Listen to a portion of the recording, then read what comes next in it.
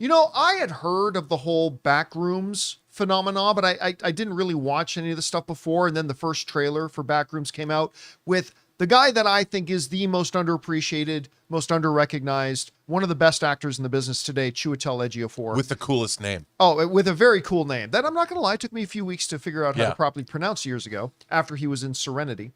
So saw the trailer for it. I'm like, damn, this looks good. So I went back and watched the other Backroom stuff. Some of it was kind of whatever, but some of it was really, really good and really interesting. Well, a lot of people got excited about it. And now, according to this story, it looks like it may end up being possibly the biggest opening weekend for any A24 movie ever, as they're projecting this thing will come in anywhere between 25, 26 to 31, 32 million dollars for its opening weekend. Now, if you want to put that into context, Civil War, not to be confused with Captain America Civil Right. War, it opened to 25.7 million. Marty Supreme at 17.4. The Drama, which I just hated. Man, I wanted to like that movie because I love everybody in it, but I hated that movie. Anyway, opened to 14.3. Hereditary, which was awesome, should have won somebody an Academy Award, opened up with 13.5, and The Materialist, which I also hated, ended up being at $11.3 million. So if this thing comes in, if Backrooms comes in anywhere over the floor of what they're saying is its opening weekend, it will end up being the biggest opening ever for an A24 film.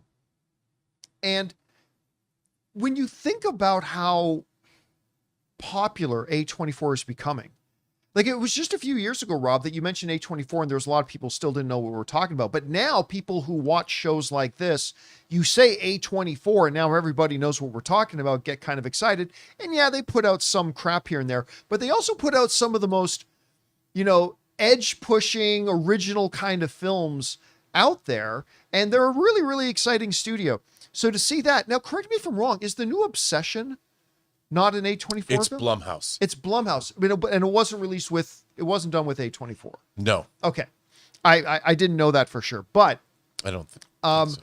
this is exciting news for them. And again, really big for them when you look at this studio that's becoming really, really more and more respected, more and more recognized, saying this could be the biggest one they've had. I think that's pretty impressive. Anyway, Rob, you see these opening weekend numbers. Where's your expectation level like for the movie itself? And do you think it can come in as the biggest opening weekend for an A24 movie ever? I do. And, I've been saying that there is a movement, we've been talking about this, of young, exciting young filmmakers who have gotten their start working in the social media space. And the whole creepypasta Backrooms business is an example of that. And our director just turned 20 for this movie. The same thing that Markiplier did for his film Iron Lung. He was a streamer and he had millions of subscribers, tens of millions of subscribers, and then invested in himself and made Iron Lung. And Iron Lung has exceeded $50 million globally.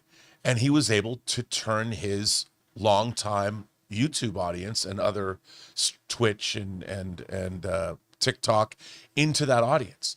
Well, the guys that have been making Backrooms is kind of an open source in that other people were invited to come in, and which is a brilliant, really brilliant idea. And the whole mythology has been going on for quite some time. I want to say, did it start in 2014?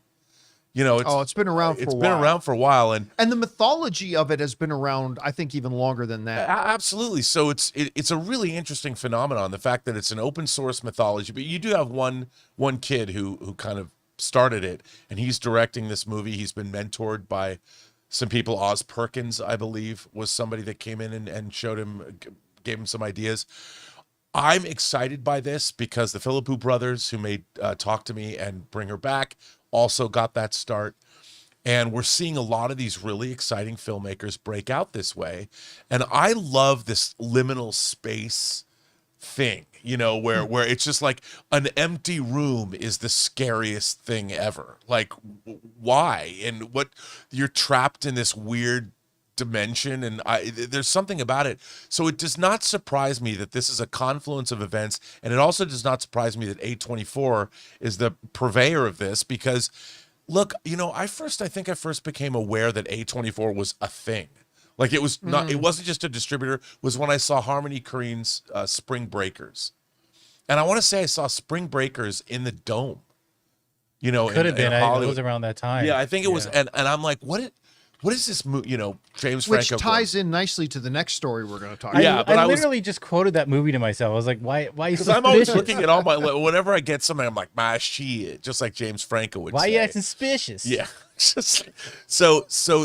I'm excited for this, and the answer, John, to your question in a long roundabout way is, I think yes, this movie's going to make a lot of money because it is an IP that hasn't been recognized as such by, say, the big studios, but A24 did, and they're going to win. You know, I remember I ended up taking the film classes of Dove S.S. Simmons on the recommendation of Quentin Tarantino. And I remember, like, the biggest thing I took away from those classes with him, and I sat right with one of the stars of My Big Fat Greek Wedding, the guy who played her dad. I ended up sitting with him in those classes. But the most memorable thing is when he said, if you want to know how to make a movie, here's how you make a movie. Get a couple of friends together, point a camera at them, hit record, yell action, 2 hours later, stop the recording. There, you've made a movie. But one of the other things that really stood out to me that he taught in those classes, he said, you might want to start with horror. He said, you're going to find that a lot of filmmakers today, and this is true today as well, will start with horror. He goes, why? Because horror is the easiest genre to do. Now, before you get all mad at that, he said, in the same way that it's like poker is the easiest card game to play. You learn how to play really, really fast, but to master it will take your whole lifetime. Yeah. Right? And he's not wrong. Like in horror, you really don't have to be able to do it. You don't have to create interesting dialogue. You don't have to have deep characters. You don't have to have an interesting narrative. What you got to do, though, is be able to create this feeling. You got to be able to creep people out. He goes, that's why it's a great starting point. So to make horror is easy. To make great horror is very, very difficult. But I think that's one of the reasons why today, I just keep hearing those words in my head when we see how many new directors are coming along, kind of breaking into the space via horror, because it's a great entry point. Dude, I totally agree. And I think that there's another property. I don't know if it's been picked up but I think the next property, like Backrooms, here's another rabbit hole you can go down, is there is no anti-memetics division. There's a novel, there's short films. You've talked about that. Yeah, and I think I wouldn't be surprised it wouldn't surprise me if A24 has already made that deal, or Roy Lee's already made the deal to make there is no anti-memetics division film. But I'm excited, dude. I'm going.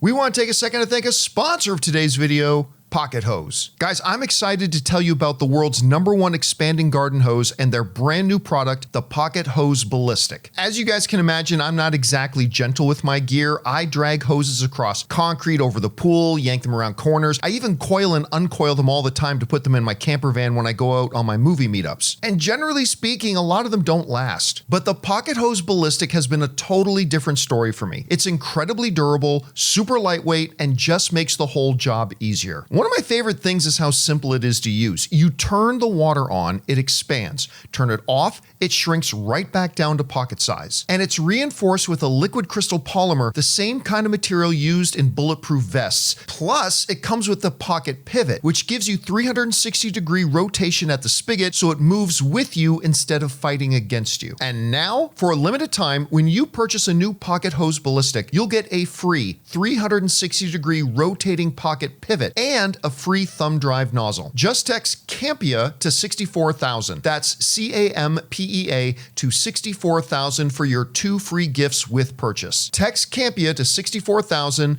Message and data rates may apply. All right, guys, question is for you. What do you think about this? According to some tracking numbers right now, it looks like Backrooms may end up being the biggest opening weekend in A24's history. Whether it does or it doesn't, we'll find out soon. Do you think it will? Whatever you guys think, jump down to the comment section below and let us know your thoughts. Hey guys, thanks so much for watching this video. Make sure you like the video, leave a comment, and subscribe to our channel. And don't forget, we have a daily podcast called the John Campea Show podcast, available on Apple Podcasts, Spotify, or your favorite podcasting app of choice. Go and subscribe to it today so it'll be there when you need it.